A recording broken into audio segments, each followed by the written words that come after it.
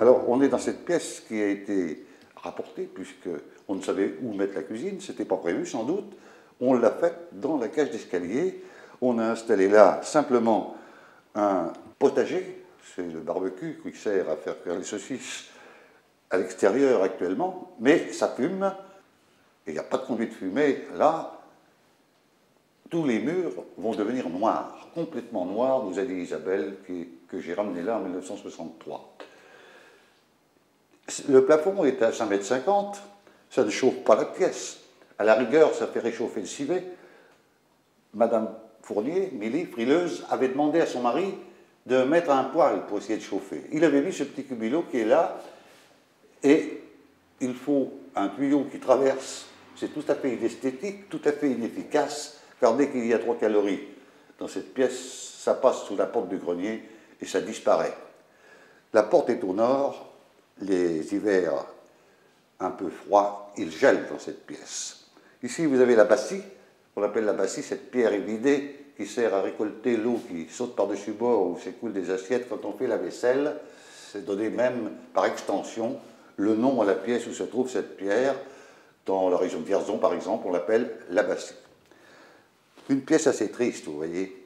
Eh bien, dans le chapitre après la classe, le fils du maître d'école, qui a eu une journée très active, depuis 8h30, nos enfants, à nous, maîtres d'école, sont attirés dans la cour par les copains qui arrivent pour jouer aux billes, pour courir, pour jouer au ballon.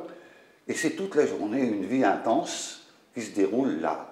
Ils ont, venant chez eux, 50, 60 petits camarades, suivant l'importance de l'école.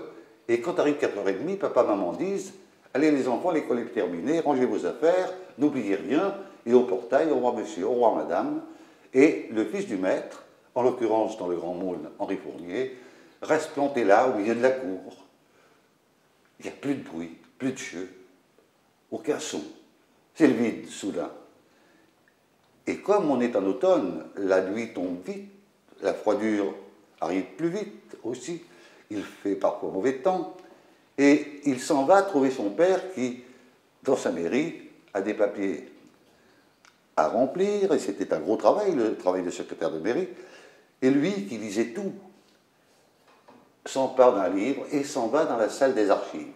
Et là, il vous décrit ça dans ce chapitre, et il vous dit, on voit la feuille de brouillon qui est là, alors, tant qu'il restait 1 heure de jour, je restais au fond de la mairie, m'enfermé dans le cabinet des archives, plein de mouches mortes, d'affiches battant au vent, et je lisais assis sur une vieille bascule auprès de la fenêtre du jardin.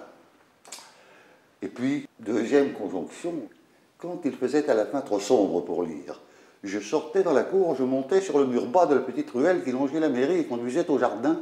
De ce mur, on découvrait tout le champ de Meurmartin jusqu'au vieux pont, et on entendait là-bas, de l'autre versant du ruisseau, monter des cris d'enfants comme moi qui jouais dans un faubourg de Sotagat. Vous voyez, moins de 100 mètres, c'est la vision d'un enfant encore. Et ensuite, c'est la dictée classique, lorsqu'il faisait noir, que les chiens de la cour de leur ferme voisine commençaient à hurler, et que le carreau dépoli de notre petite cuisine s'illuminait. Je rentrais enfin. Ma mère avait commencé de préparer le repas. Je montais 3 marches de l'escalier du grenier, je m'asseyais sans rien dire, et, la tête appuyée au barreau froid de la rampe, je la regardais allumer son feu dans l'étroite cuisine où vacillait la flamme d'une bougie. Alors imaginez l'ambiance. Imaginez cette pièce sombre, la froidure, la fumée.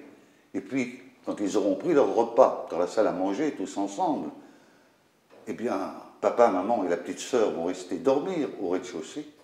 Et lui, tout seul, va gravir avec sa bougie l'escalier et se retrouver dans sa mansarde au milieu des 3 greniers. Ça n'est pas rien pour un enfant de 7 ans.